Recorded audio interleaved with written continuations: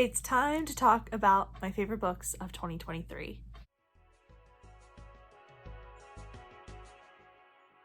Hi everyone, my name is Julie. This is Keep Calm with Books and Coffee. I talk about all types of books on this channel, mainly ones with magic, so if you'd like to see me again, go ahead and subscribe down below. That definitely helps my channel out. But today we are going to be talking about my favorite books of 2023, and this is like the best video to make every year because you just get to talk about all the books you loved and absolutely just love to bits, and I love doing that. So I have a few honorable mentions, and then I have 10 books that are my top books of the year. So let's jump into it. So I have 4 honorable mention slots here. The first goes to Daisy Jones and the Six by Taylor Jenkins Reid. This probably would have ended up higher on my reading list for the year, but I read it right at the end of the year, and so many of these other books on my top 10 stuck out to me over the long term of the year, so it felt weird to displace any of these to put Daisy Jones on there, but it's very close to being in the top 10. I absolutely loved this book. It is a booktube darling, so that is not surprising. The audiobook was absolutely fantastic, and I'm definitely going to reread this. So it's definitely a favorite. I just don't know that it made it into the top 10 this year. So it gets a spot on this honorable mentions list, but I just absolutely loved this. It was so much fun, so interesting. I loved that Taylor Jenkins Reid did her Taylor Jenkins Reid thing of making me absolutely love and despise all of the characters. She's so good at that. So this is an honorable mention to Daisy Jones and the Six. Then 2023, I really thought was going to be the year of what I read all of Ilana Andrews' books, and I didn't quite do that, but I did read a lot. So they have to get a spot on this list, and this actually goes to the entire Hidden Legacy series. This is books 4 through 6. This is the second trilogy in the series where we follow Catalina, but I absolutely loved these. I devoured them. They are my favorite blend of fantasy and sci-fi, and I love Catalina as a main character. This is Ilana Andrews at their peak, and I just absolutely love that. So they are one of my favorite authors. They're a duo, a husband-wife writing team, and they write such fun paranormal romancy sci-fi fantasy series that I adore, so I definitely had to put them on a spot here. Then I also have the novella of Heart Haunt Havoc by Freydis Moon. This is fantastic. I absolutely loved this, and it's such a spooky little novella, and I had a really good time reading it late in the summer. I definitely want to reread this at some point in a spooky season because it just is the perfect vibe for that, but it packed a huge punch for such a short novella, and I really enjoyed it. Then my last honorable mention spot goes to The Witch King by H.E. Edgman. I absolutely loved this book, and it's mainly because of Wyatt. He's our main character who is a angry trans boy who is going to take on the world and burn it down if he has to. And I was with Wyatt for his rights and his wrongs. I was a ride or die with him. And even when I knew he was making bad choices, I just absolutely adored him. So I loved this book and had a really good time with it. I need to finish this duology and see where we go from here. Now we jump into the top 10, and I'm going to be completely honest with you. From 6 to 10, these books are sort of interchangeable. I love them. I have a lot of feelings about them. They all should be in the top 10, but they're sort of, I put them in an order, but they could sort of be wiggled around to me. The top 5 are the ones that are the really solid placings.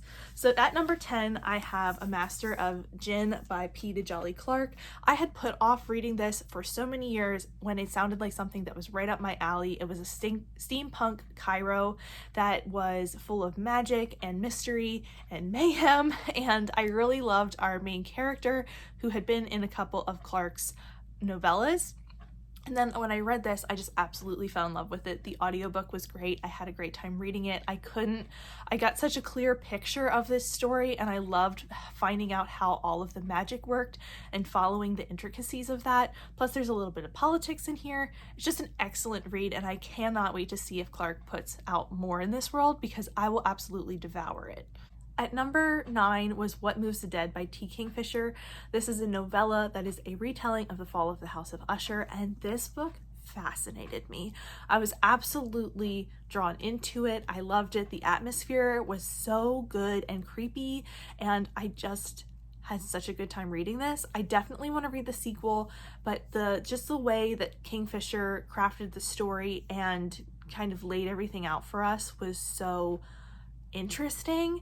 I thought I knew what was coming because it was a retelling, but it really took me for a ride, even though it's pretty short. I can't wait to see what the sequel does. I definitely recommend this especially if you liked like The Last of Us earlier in 2023.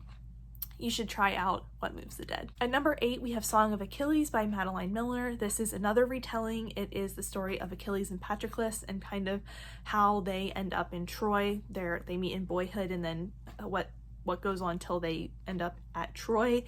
And this book absolutely destroyed me. I knew it was going to based on all of the reviews I've seen. You know, this is a booktube darling as well, just like I talked about Daisy Jones and the Six, but this just wrecked me and I loved it. The way Madeline Miller built the story and sort of the way it was a retelling but it felt like myth still was really well done, and I really enjoyed this. Can't wait to read more from her, and I definitely will soon. Number 7 is They Never Learn by Lynn Fargo, and this is the story of Dr. Clark, who she is a professor, and every year she kills the worst man on campus until this year when she gets a little flustered while she is murdering her latest victim, and there's possibly a mistake that she's made. Meanwhile, on the same campus, we're following Carly, who is just starting her first year of college when her roommate is assaulted at a party, and she has to the two of them have to deal with the fallout of that. This was such an interesting book. I don't know that I ever would have picked this up, except my local indie pushes this on people. Like, this is some of the owners' favorite book, and they recommend it to people all the time. It's really good. It's a thriller, and it just absolutely blew me out of the water. The twists and turns of it, I was totally taken in by it, and it got me every time. I had such a good time reading this, and it's full of female rage as well as an examination of sort of the academic space, and it was just really interesting, and I really liked it. At number 6, we have The Little Thieves by Margaret Owen. This is the story of Vanya, who has two godmothers, two gods that are her godmothers, and they want her to choose between them, but Vanya doesn't want to. So she's trying to steal enough that she can run away from them. Unfortunately, she angers a different god while she's doing that, and that god curses her to turn into jewels if she can't set her ledger to rights. So Vanya starts doing that. And I loved how clever this book was. It was so well crafted in the fact that Vanya has been sort of living a lie and sort of living a false identity for over a year. And we see the way that she's been doing that without the help of magic or her godmothers, even though she could ask for that. Even though we see the magic in the world, we see how she's done it without magic and without help. It's so clever. I really loved her as a main character and had such a good time with this book. Can't wait to read the sequel. I feel like I've been saying that a lot in this video, but this was so excellent and I really, really enjoyed it. So we've reached number 5, which means these are in a little bit more solid of an order, and we're starting with number 5 at The Luminaries with Susan Dennard. I absolutely loved this book. There was no way that if I read this year, it wasn't going to make it on, because I love Susan's writing to bits. I love the way she crafts a story. I loved Winnie, who is our main character. And it's paranormally YA, which is so fun if it's done right, and this is done right. It's crafted in a fun way. It's not overly serious about itself. It's silly, it's fun. It's also, Winnie's dealing with a lot of stuff. I just absolutely loved it and had a ton of fun reading it. At number 4, we have The Very Secret Society of Irregular Witches by Sangu Mandana. This is a super cozy, wholesome book, and I just absolutely loved it for what it was. Cozy fantasy is something that I have sort of been dipping my toes into in between books and throughout this year with Legends and Lattes, Bookshops and Bone Dust, and this was my favorite one that I read.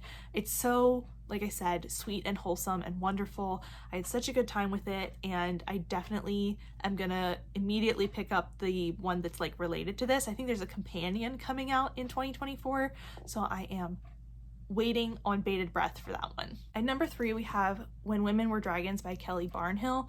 This was such an interesting book this year, and it stuck with me from the time I read it in March or April all the way through the end of the year. This absolutely was a book that I couldn't stop thinking about.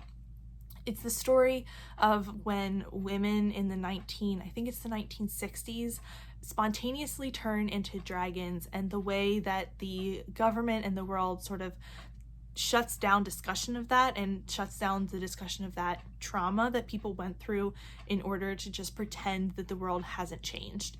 And it's so interesting. The mass dragoning is a metaphor for so many different things that have happened in America to women and the things that they are fighting for. And it's so beautifully crafted and inclusive, and I loved it. It was a difficult writing style. Like, I had a hard time reading this book. It was a challenge for me, but it was worth it. It totally got under my skin and made me think, and had just explored themes that were really interesting. And I loved the characters in here. And then by the end, I was so attached to the characters in this book. I just remember like sobbing at the end of this because I was so like touched by the whole thing. Definitely loved this. It's not going to be for everyone because, like I said, the writing style is a little bit difficult, but if you give it a try, I would definitely recommend it because it's such an interesting story. At number 2, we have Gideon the Ninth by Tamsin Muir. This is a sci-fi fantasy hybrid of a book that is so interesting. I really didn't know what to expect going into this because everyone talks about how difficult it is to follow, and I really don't know that I know what happened in this book, but I know that I loved the ride. I had such a good time with it. It's intimidating because, like I said, it is confusing and the world is sort of difficult to understand, and following the path of the plot is difficult, but the characters are so interesting. Gideon is hilarious. Gideon carries the book, and I just absolutely loved her as a character and had so much fun following her.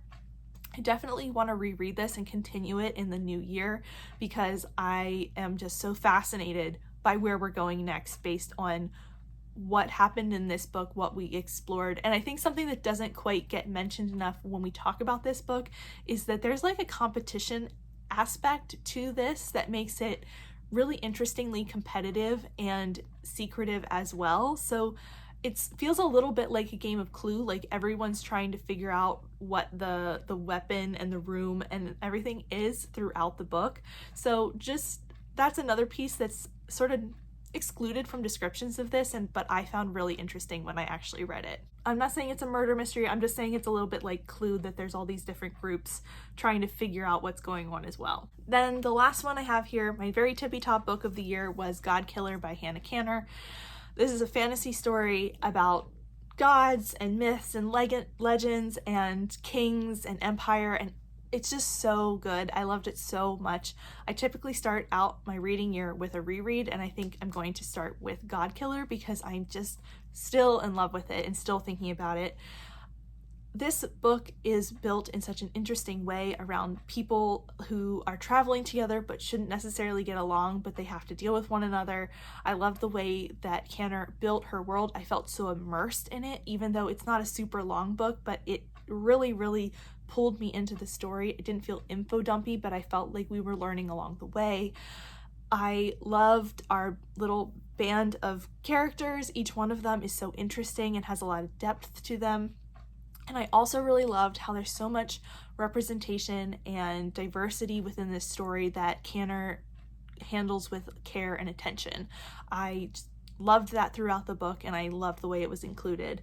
I cannot wait to read the sequel. This worked perfectly for me. I have a soft spot for fantasy stories that have gods that are like gods of little things, like gods of this stream and that town of the sea, as well as there's another sea down the coast that there's another god down there. I love that, and that was included in here, which, you know, made me want to love it even more. And overall, this was just such a great book. I had such a good time with it. I am gushing about it, but it was the best for me this year, and I cannot wait to read it again. Those are my top books of 2023. If you have any thoughts or feelings or anything you want to share about the books I talked about today, I would love to chat about any of these with you down below. If you don't feel like chatting, but you want to let me know you were here, please leave me a deer emoji for God Killer. But that is it for me today. Thank you so much for watching. Thank you for a great 2023, and I can't wait to continue talking to you about books in 2024. Happy New Year, and that's it for me today. Thank you so much for watching, and I will see you next time. Bye!